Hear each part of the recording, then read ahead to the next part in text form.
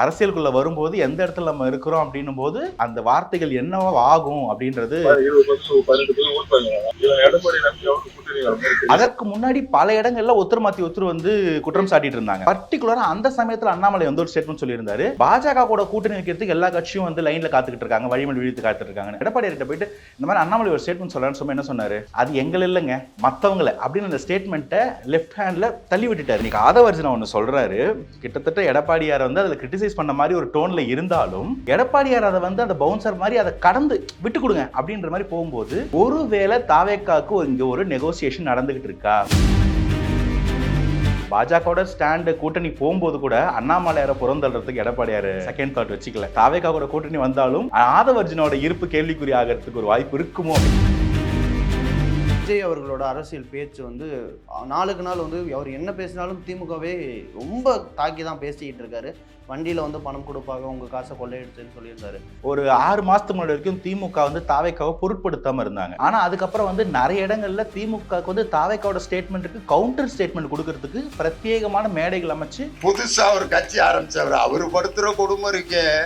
டேய் அவனுக்கு லெக்ல போடாதா, அடிச்சுட்டே இருக்கான், ஹாஃப்ல போடுறான்னு. அவன் ஹாஃப்ல போடாமல் போட்டு பண்ணி அவன் எங்க போட்டாலும் அடிக்கிறான்ன்ற மாதிரி திமுக தாவேக்காவை அடிச்சாலும் தாவேக்கா ட்ரெண்ட் ஆகுறாங்க, திமுக தாவேக்காவை கடந்து சென்னாலும் தாவேக்கா ட்ரெண்ட் ஆகுறாங்க.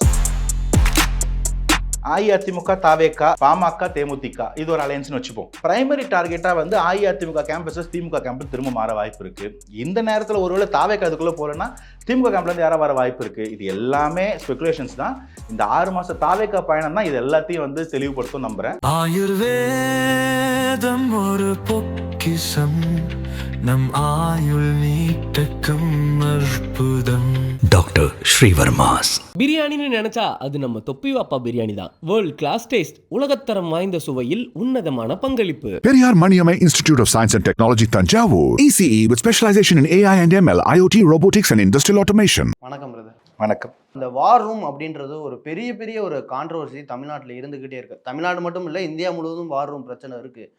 ரீசெண்டாக ஒரு வீடியோ ஆதவர்ஜுனா அண்ட் பொதுச் செயலாளர் ஆனந்த் அவர்கள் பேசினது ரொம்ப ட்ரெண்ட் ஆகி அதற்கு அவர் மன்னிப்பும் கேட்டுட்டாரு. ஆனால் மிகப்பெரிய ஒரு அதிருப்தியை ஏற்படுத்துக்கு. ஏன்னா அந்த ஒருமையில் அவர் பேசினதாக இருக்கட்டும். ஆனால் அது வந்து கேஷுவல் டாக். நம்ம 2 பேரும் இப்போ ஒரு கட்சியை பற்றி பேசினா அப்படி தான் பேசுவோம். நம்ம 2 பேரும் பர்சனலாக பேசுகிறத அதை ஒருத்தவங்க லீக் பண்ணி இவ்வளோ பெரிய கான்ட்ரவர்சி ஆனதுக்கு பின்னாடி ஒரு வார் ரூம் இல்லை பின்னாடியே அவரை தாக்குறதுக்காக ஒன்று செயல்படுதுன்னு எடுத்துக்கலாமா? வார் ரூம் அப்படின்ற அளவுக்கு இதை நான் பெருசாக பார்க்க மாட்டேன். அது வந்து எதர்ச்சியாக நடந்த ஒரு விஷயம். யதார்த்தமாக பேசும்போது அது வெளிப்பட்டிருக்கு. வெளியிட்டது அங்கே இருந்திருக்கக்கூடிய ஒருத்தராக தான் இருக்கணும் ஆப்வியஸ்லி. அதுவும் வந்து அந்த மேல் மட்டத்தில் இருக்கக்கூடிய ஒருத்தராக சில பேர்களை சொல்கிறாங்க. அது எதுவும் ஊர்ஜிதப்படுத்தாத தகவல், நம்ம பேருங்களை சொல்ல முடியல. ஆனால் வந்து தாவேக்கால இருக்கக்கூடிய ஒரு டாப் க்ரீம் தான் அதையும் பண்ணியிருக்கலாம். ஏன்னா அந்த இடத்துல இருக்கக்கூடியவங்க பார்த்து ரொம்ப கான்ஃபிடென்ட்டாக சிரிக்கிறாங்க. ஒரு ப்ரெஸ் பீப்புளால் அங்கே இருந்திருக்க முடியாது. ஸோ ஆப்வியஸ்லி அது உள்குத்து ஏதோ ஒன்று இருக்குன்னு புரிஞ்சுக்கலாம். இதில் வந்து இதுக்கு எனக்கு பெருசாக கருத்து இல்லை. ஆனால் எனக்கு இதில் வேறு சில கேள்விகளும் கருத்துக்களும் இருக்குது. முதல் விஷயம் வந்து நான் எனக்கும் என்னை போன்றவங்களுக்கும் சொல்லிக்க விரும்புகிறது, யாகா வராயினும் நான் காக்க. அரசியலுக்குள்ளே வரும்போது எந்த இடத்துல நம்ம இருக்கிறோம் அப்படின்னும் போது அந்த வார்த்தைகள் என்னவா ஆகும் அப்படின்றது ரொம்ப நம்ம எக்ஸ்பீரியன்ஸ்லேருந்து கற்றுக்கிட்டா நம்ம அனுபவசாலி, மற்றவங்க எக்ஸ்பீரியன்ஸு கற்றுக்கும் போது தானே புத்திசாலி. ஸோ இது கொஞ்சம் கேர்ஃபுல்லாக இருக்கணும் எல்லாருமே. வார்த்தைகள் பிரயோகம் அந்த அனுபவத்தை தான் வந்து நீங்கள் எடப்பாடியாரோட ப்ரெஸ் மீட்டில் பார்த்துருக்கலாம். மத்தியானம் ஒரு ட்விட் போட்டார் இல்லைங்களா, மறுத்துட்டார் இல்லை மன்னிப்பு கேட்டார்ல, அதோட விடுங்க, அது அதோட முடிஞ்சிருச்சுன்றாரு பாருங்க. அந்த இடத்துல அவரோட ஒரு பெரிய மனுஷத்தனத்தையும் நம்ம பார்க்கணும். ஆனால் இது அதோட பார்த்துட்டு போகிறதுக்கு நம்ம வந்து பொதுமக்கள் இல்லை, அரசியல் விமர்சகர். இந்த இடத்துல தான் எனக்கு ஒன்று தோணுது. அண்ணாமலையும் எடப்பாடியாரும் கிட்டத்தட்ட அந்த பாஜக கூட்டணி அமையறதுக்கு முன்னாடி, நான் சொல்றது ஒரு 2 monthsக்கு முன்னாடி உள்ள சீனில் அண்ணாமலையார் வந்து தமிழக பாஜக தலைவராக இருந்தபொழுது அதற்கு முன்னாடி பல இடங்கள்ல ஒருத்தர் மாத்தி ஒருத்தர் வந்து குற்றம் சாட்டிட்டு இருந்தாங்க. பர்டிகுலரா அந்த சமயத்துல அண்ணாமலை வந்து ஒரு ஸ்டேட்மெண்ட் சொல்லியிருந்தாரு, பாஜக கூட கூட்டணி வைக்கிறதுக்கு எல்லா கட்சியும் வந்து லைன்ல காத்துக்கிட்டு இருக்காங்க, வழிமொழி விழித்து காத்துட்டு இருக்காங்கன்னு. அப்போ அண்ணாமலை கிட்ட எடப்பாடியார் கிட்ட போயிட்டு இந்த மாதிரி அண்ணாமலை ஒரு ஸ்டேட்மெண்ட் சொல்றான்னு சொன்னா என்ன சொன்னாரு, அது எங்களை இல்லைங்க மற்றவங்களை அப்படின்னு அந்த ஸ்டேட்மெண்ட்டை லெஃப்ட் ஹேண்ட்ல தள்ளி விட்டுட்டாரு. அதை வந்து அவர் ஃபேஸ் பண்ணிக்கல, ஒரு பவுன்சர் பால் மாதிரி அதை விட்டுட்டாரு. He chose not to play. அண்ணாமலையும் இதை பார்த்து சுதாரிச்சுக்கிட்டு அவர் வந்து அந்த இடத்த பவுன்சரை நகர்ந்துட்டாரு. அந்த இன்ஷூ வந்து நல்லிஃபை ஆச்சு. அடுத்து ஒரு 2-3 வீக்ஸ்லேயே வந்து அந்த அலையன்ஸ் ஃபைனலைஸ் ஆச்சு. அதே மாதிரி இன்னைக்கு ஆதவர்ஜுனா ஒன்று சொல்கிறாரு, கிட்டத்தட்ட எடப்பாடியார் வந்து அதில் கிரிட்டிசைஸ் பண்ண மாதிரி ஒரு டோனில் இருந்தாலும், எடப்பாடியார் அதை வந்து அந்த பவுன்சர் மாதிரி அதை கடந்து விட்டு கொடுங்க அப்படின்ற மாதிரி போகும்போது, ஒருவேளை தாவேக்காவுக்கு இங்கே ஒரு நெகோசியேஷன் நடந்துகிட்டு இருக்கா, இதற்காக தாவேக்காவை பகிர்ந்து கொள்ள வேண்டாம்ன்றது எடப்பாடியாரோட ஸ்டாண்டாக இருக்கலாம். ஆனால் இதில் நம்ம ஒன்று பார்க்கணும், பாஜகவோட ஸ்டாண்டு கூட்டணி போகும்போது கூட அண்ணாமலையாரை புறந்தள்ளுறதுக்கு எடப்பாடியார் செகண்ட் தாட் வச்சுக்கல. அதே மாதிரி தாவேகா கூட கூட்டணி வந்தாலும் ஆதவர்ஜுனோட இருப்பு கேள்விக்குறி ஆகிறதுக்கு ஒரு வாய்ப்பு இருக்குமோ அப்படின்னு எனக்குள்ள ஒரு கேள்விக்குறி வருது. ஏன்னா நான் அந்த சிச்சுவேஷன் அப்படியே ஈக்குவேட் பண்ணி பார்க்குறேன். பாஜக தாவேகா மாதிரி ஒரு கூட்டணி கட்சி, ஆதவர்ஜுனா அண்ணாமலை மாதிரி அங்கே இருக்கக்கூடிய ஒரு முக்கியமான ஆள். ஸோ இது அந்த கேல்குலேஷன் பார்த்தா என்ன வேணால் நடக்கலாம். நம்ம அதெல்லாம் கேர்ஃபுல்லாக இருக்கணும். ஏன்னா எடப்பாடியார் நீங்கள் அவ்வளோ அண்டர்ஸ்டிமேட் பண்ணிடக்கூடாதுன்றது என்னுடைய புரிதல். நேற்று திமுகவோட மதுரையில் பொதுக்குழு கூட்டம் நடந்தது. அதில் முதலமைச்சர் ஸ்டாலின் பேசும்போது, இதே அடுத்த வருஷம் நான் இங்கே வரும்போது திமுக 7வது முறையாக வெற்றி பெற்றது அப்படின்னு ஒரு ஸ்டேட்மெண்ட் கொடுத்துருக்காரு. அந்த ஸ்டேட்மெண்ட் ஒரு அடுத்த கட்சியை பயமுறுத்துறதுக்காக கொடுத்தாரா, இல்லை அவரோட கான்ஃபிடன்ஸில் கொடுத்தாரான்னு ஒரு கொஸ்டின் இருக்குல்ல, அதை எப்படி பார்க்கலாம்? முதல்வர் அளவுக்கு இருக்கக்கூடிய பெரிய பெரிய அரசியல் தலைவர்களுடைய ஸ்டேட்மெண்ட் எல்லாம் நீங்கள் வந்து ஒரு சாராருக்காக ஒரு காரணத்துக்காக கொடுத்த ஸ்டேட்மெண்ட்டாக பார்க்க முடியாது. மக்களுக்கு அவங்களுடைய ஓட்டை வாங்குறதுக்கான நரேட்டிவாக இருக்கலாம், அவங்க கட்சி தொண்டர்களுக்கு நம்பிக்கை ஊட்டணும், கூட்டணி கட்சியில் இருக்கவங்களுக்குலாம் வந்து தெம்பூட்டணும், அட் த சேம் டைம் வேற எங்கேயும் போகக்கூடாதுன்ற மனசில் இருக்கிற எண்ணத்தை அழிக்கணும், எதிர்கூட்டணியில் இருக்கவங்களை ஈர்க்கணும், எதிர்கட்சிகளுக்கு பயமூட்டணும். இந்த மாதிரி எல்லாத்துக்கும் சேர்த்து தான் அவங்க கொடுக்கக்கூடிய ஒவ்வொரு ஸ்டேட்மெண்ட்லையும் அர்த்தங்கள் பொதிந்திருக்கும். அது மாதிரி ஒரு ஸ்டேட்மெண்ட் தான். முதல்வர் இதை சொல்றது பெருசாக ஆச்சரியம் இல்லையே. ஓகே, ஆனால் நீங்கள் அரசியல் மூவாக பார்க்கும்போது இங்கே நிறைய பேர் வந்து ஆன்டி டிஎம்கே இருக்குது, திமுகவுக்கு எதிராக மக்கள் இருக்காங்கன்னு சொல்லும்போது நிறைய இடத்துல முதல்வர் வந்து அதை காட்டாமல் மக்கள் மத்தியில் திமுகவுக்கு ஆதரவு இருக்குன்ற ஒரு ஸ்டேட்மெண்ட்டை வச்சுக்கிட்டே இருக்காங்க. இன்னொன்று அவங்களுக்கு சக்ஸஸ்ஃபுல்லான வந்து பாஜகவை வந்து தமிழ்நாட்டுக்குள்ளே உள்ளே வரக்கூடாது அப்படின்னு தான் அவங்களோட 2019 அவங்க எடுத்த முடிவு. அந்த பிரச்சாரம் இன்று வரை வெற்றி பெற்றிருக்கு. ஸோ இந்த பிரச்சாரத்துலேயும் அதை தான் அவர் முடிவு இருக்காரு, எந்த சாவாலையும் தமிழ்நாட்டுக்குள்ளே உள்ளே வர முடியாதுன்னு ஒரு பிரச்சாரத்தை வைக்கிறாரு. இதை வந்து எப்படி பார்க்கலாம்? ஏன்னா இந்த ஸ்டேட்மெண்ட் இப்போ விஜய் வந்த பிறகு அது உடையும்னு ஒரு இது இருந்துச்சு. ஆனால் அவர் வைக்கிற ஸ்டேட்மெண்ட் தொடர்ந்து வெற்றி தானே பெற்றுக்கிட்டு. இல்லை, நீங்கள் வந்து பாஜக உள்ளே வர்றது அப்படின்றது வந்து பார்லிமெண்ட்ரி எலெக்ஷன்ஸ்க்கான ஒரு நரேட்டிவ். அது அங்கே பேச வேண்டிய ஒரு அஜெண்டா. ஒரு மாநில தேர்தலில் ஒரு எம்எல்ஏ எலெக்ஷனில் பாஜகவுக்கு இங்கே என்ன ரோல் அப்படின்றதெல்லாம் நம்ம சொல்லி அவங்கள காயப்படுத்த வேண்டிய அவசியம் கிடையாது. அது அவங்களுக்கே தெரியும். ஸோ 3வது இடம் 4வது இடத்துக்கு தான் அவங்க ஃபைட் பண்ணிக்கிட்டே இருக்கிறாங்க இன்னைக்கு தேதிக்கு. ஸோ இங்கே வந்து நீங்கள் ஷாவை அவர் வந்து மென்ஷன் பண்ணுறது வந்து அமித்ஷா பாஜக இல்லை, அமித்ஷா வந்து அஇஅதிமுக கூட்டணி ஃபைனலைஸ் பண்ணார் இல்லைங்களா, அந்த ஸ்ட்ராட்டஜியை அவர் அஇஅதிமுகவை தான் எதிர்த்து பேசுறாரு. அஇஅதிமுகவுக்கு அகைன்ஸ்டான ஒரு நரேட்டிவை ஸ்ட்ராங் பண்றாரு. அட் த சேம் டைம் தாவேக்காவையும் ஒரு இடத்துல வந்து தொடர்றாரு. மற்ற எல்லாரையுமே வந்து அரவணைச்சிக்க ட்ரை பண்றாரு, இன்க்ளூடிங் தேமுதிக. இன்னைக்கு தேமுதிக வந்து அஇஅதிமுக கூட்டணியில் தான் இருக்கிறாங்கன்றது தான் ஆல்மோஸ்ட் முன்ன பின்ன இருக்குது. அந்த ராஜ்யசபா சீட்டு இல்லைன்ற பட்சத்தில் maybe there can be a change. ஆனால் அவங்களையுமே வந்து ஒரு இடத்துல ஆதரிச்சு அவங்க திமுக கூட்டணி இல்லை, அவங்க கேப்டனுக்கு இரங்கல் தெரிவிக்கிறது மூலமா அவங்களுக்கும் ஒரு பதில் சொல்லக்கூடிய ஒரு ஸ்பேஸ் ஒன்று கிரியேட் பண்ணுறாரு இல்லைங்களா, ஒரு negotiating space.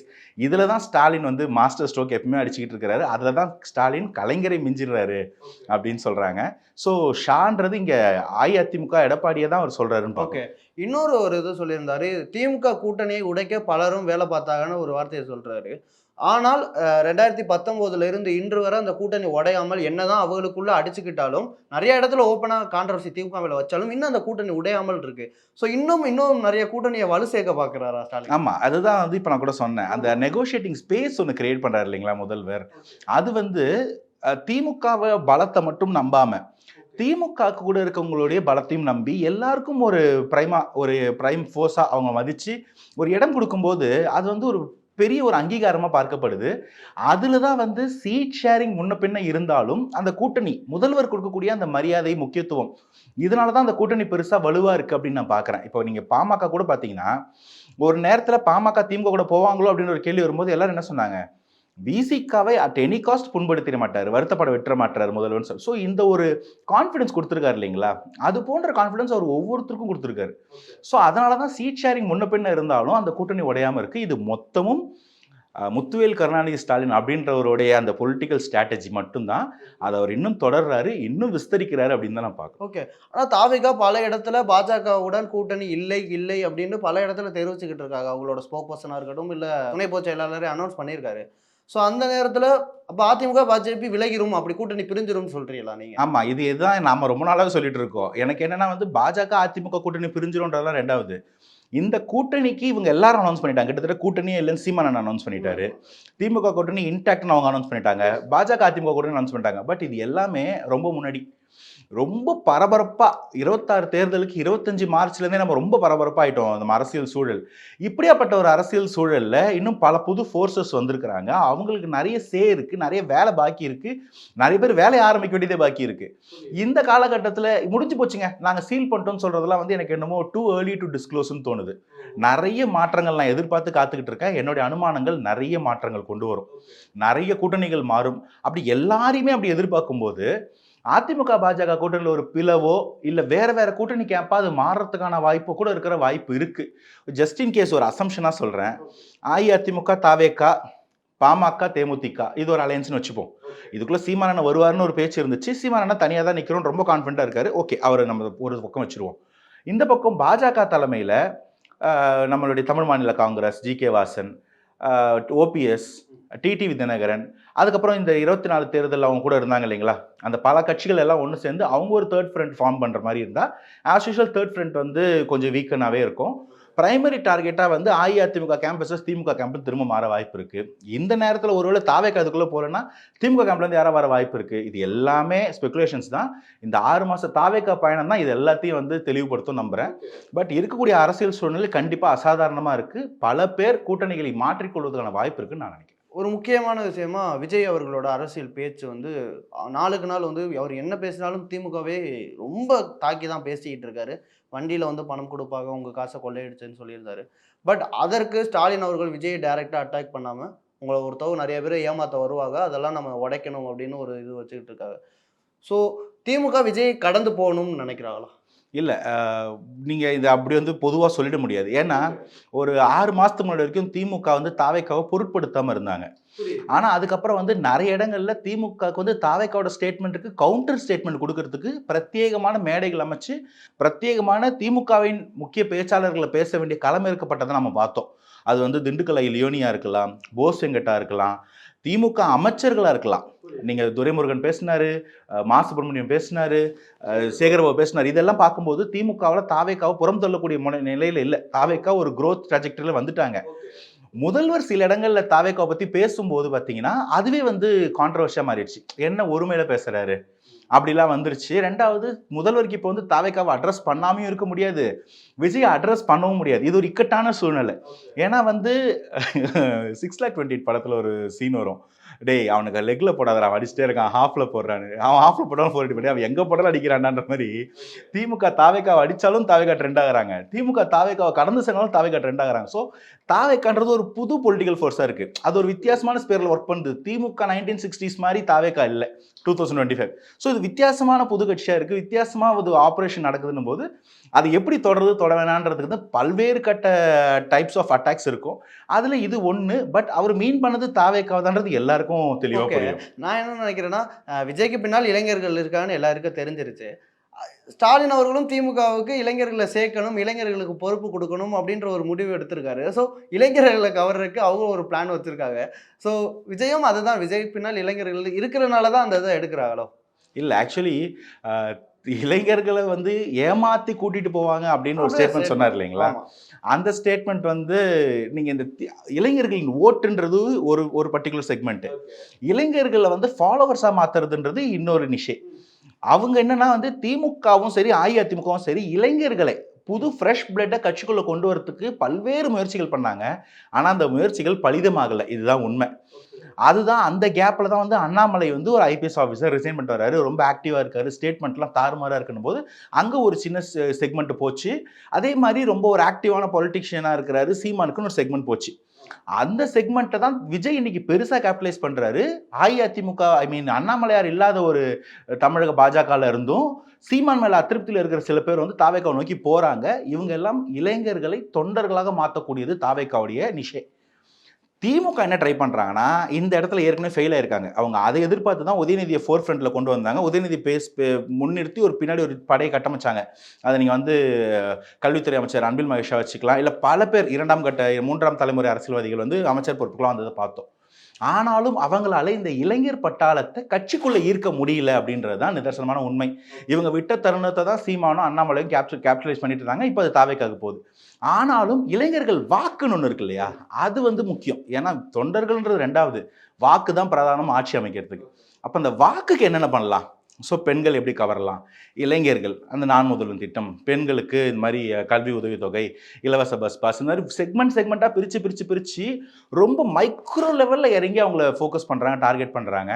But at the end of the day இளைஞர்களின் வாக்குன்றது அவங்க யாரை தலைவராக பார்க்குறாங்களோ அதை சேர்ந்து தான் போகும். அந்த வகையில் இவங்க இவ்வளோ ஒர்க் பண்ணியும் அந்த ஓட்டு தாவேக்காக்கும் நாம் தமிழுக்கோ போயிடுமோன்றது தான் முதல்வருடைய வருத்தமாக இருக்கும். ஓகே, கடைசி கொஸ்டினா, தாவேக்கா வந்து அரசியலுக்கு வந்து ஜூனுக்கு அப்புறம் ஜூனுக்கு அப்புறம் தீவிர அரசியலை மேற்படுத்த போகிறோம் அப்படின்னு சொல்லியிருக்காங்க. விஜய் அவர்களின் பிறந்த நாள் வர 22ஆம் தேதி வருது. இன்னும் அந்த தீவிர பிரச்சாரம் இன்னும் அரசியலுக்கு எல்லா கட்சியும் தொடங்கி விட்டது, அதை இன்னும் தொடங்கலை. ஸோ அது எப்போ எதிர்பார்க்கலாம்? இவ்வளோ சீக்கிரத்தில் மக்களை பிடிச்சிருவாரா? இல்லை 2026 வெற்றி நாளை நம்மதே, அது வெற்றி உறுதி எல்லாத்துலேயும் சொல்லிட்டு இருக்காரு. ஸோ அடைய வாய்ப்புகள் இருக்கா? முக்கியமாக சொன்னோம்னா இப்போ இருக்கிற ஈரா அப்படிங்க, நம்ம வந்து சோஷியல் மீடியா வாழ்க்கையில் இருக்கோம். எதுவுமே வந்து இப்படி பரவிடும். ஸோ அவருக்கு வந்து எல்லா இடத்துலையும் ஏற்கனவே ஒரு பரிட்சிதம் இருக்குது. இதை ரெண்டுத்தையுமே தாண்டி நீங்கள் எல்லா கட்சிகளும் வந்து பிரச்சாரத்தை ஆரம்பிச்சிட்டாங்கன்னு சொன்னீங்கன்னா, இல்லை அவங்க கூட்டணி பண்ணுறாங்க, அந்த கூட்டணிகளே இழுபறி இருக்குது, அந்த கட்சிகளுடைய அவங்களுடைய ஃபோர்ஸஸ் கேடர்ஸ் எல்லாரையும் வந்து ஒருங்கிணைச்சிக்கிட்டு இருக்காங்க. அது என்ன சொல்லுவாங்க, ஒரு போருக்கு போகிறது முன்னாடி தூங்கினவனெல்லாம் தட்டி எழுப்புறது, அடிப்பட்டவனெல்லாம் ரெடி பண்ணுறதுக்குலாம் அதுதான் பண்ணிக்கிட்டு இருக்கிறாங்க. உண்மையை சொல்லப்போனால் அந்த பிரச்சாரம் களத்தில் இறங்க போகிறது முதல் ஆளாக எனக்கு தெரிஞ்சு தாவேக்கா தான் இருக்கும்னு நினைக்கிறேன். ஏன்னா மக்களை சென்று ஒரு தொகுதியிலும் சந்திக்க வேண்டிய கட்டாயமும் தாவேக்காவுக்கு ரொம்ப அதிகம். மற்ற எல்லாருக்குமே வந்து ஒரு பகுதியிலையும் வந்து அந்தந்த பகுதிகளுக்கான தளபதிகள் இருக்கிறாங்க, அவங்கவுங்க வேலையை அவங்கவுங்க செய்வாங்க. பிரச்சாரத்துக்கு மட்டும் போனால் போதும். ஆனால் விஜயை பொறுத்த வரைக்கும் ஒரு பகுதியிலும் போய் மக்களையும் சந்திக்கணும், அது ஒரு தனி செக்மெண்ட். ஒரு பகுதியில் இருக்கிற நிர்வாகிகளை போய் பர்சனலாக அவங்க ஊரில் சந்திக்கணும், அது ஒரு செக்மெண்ட். அந்தந்த பகுதியில் இருக்கக்கூடிய பிரச்சனைகளை போய் ஃபர்ஸ்ட் ஹேண்ட் எக்ஸ்பீரியன்ஸாக அந்த இன்புட்டை கலெக்ட் பண்ணணும். இது எல்லாத்தையும் ஒருங்கிணைச்சு தான் அவர் கொண்டு வந்து ஒரு மேனிஃபெஸ்டோ வைக்கணும். ஸோ அதுக்கு தான் இந்த 6 மாதம் அவங்க வச்சிருக்கிறாங்க. அந்த 6 மாதம் நடக்கும்போது தான் இவருக்கு பல விஷயங்கள் தெரிய வரும். அந்த கூட்டணிகளோ மக்களோட ஆதரவோ தெரிஞ்சுக்கிட்டு இவங்க நம்புறது உண்மையா, இவங்க சொல்றது எதிர்கட்சிகள் கூட்டணி கட்சிகள் நம்பலாமான்றது எல்லாத்தையும் இந்த 6 மாதம் முடிவு பண்ணும். அப்புறம் கூட்டணிக்கு போகலாம் அப்படின்னு சொல்கிறாங்க. இவ்வளவு பெரிய ஏற்கனவே கூட்டணி செட்டில்டுன்னு சொல்லக்கூடிய பெரிய கட்சிகள்லாம் கூட அஇஅதிமுக கூட தான் கூட்டணியான்னு கேட்டால் என்ன சொல்கிறாங்க, தேமுதிக பிரேமலதா அவங்க ஜான்வரியில் பேசுவாங்க. அது இந்த 6 மாதத்தில் யார் வேலை செய்ய போகிறா, யாரோட ஆக்டிவிட்டி பாக்கி இருக்குன்னா தாவேக்காவோட ஆக்டிவிட்டி தான் பாக்கி இருக்குது. ஸோ தாவேக்காவோட நிலைப்பாடு என்ன மக்கள் ஃபாலோவிங்காக வருதுன்னு பார்த்துக்கிட்டு தான் இங்கே எல்லா கட்சிகளுடைய கூட்டணிகளும் கணக்குகளும் மாறும் நான் எதிர்பார்த்துக்கிட்டு இருக்கேன். ஸோ அது ரொம்ப ஆர்வமாக ஈகராக வெயிட் பண்ண வைக்குது. கண்டிப்பாக தமிழ்நாடே வந்து அடுத்த அரசியல் தேர்தலை நோக்கி எதிர்பார்த்துக்கிட்டு இருக்கு. நேரத்துக்கு ரொம்ப நன்றி. Thanks for having. ஆயுர்வேதம் ஒரு பொக்கிஷம், நம் ஆயுள் நீட்டக்கும் அற்புதம். டாக்டர் ஸ்ரீவர்மாஸ். பிரியாணின்னு நினைச்சா அது நம்ம தொப்பி வாப்பா பிரியாணி தான். வேர்ல்ட் கிளாஸ் டேஸ்ட், உலகத்தரம் வாய்ந்த சுவையில் உன்னதமான பங்களிப்பு. Periyar Maniamai Institute of Science and Technology, Tanjavur. ECE with specialization in AI and ML, IoT, robotics and industrial automation.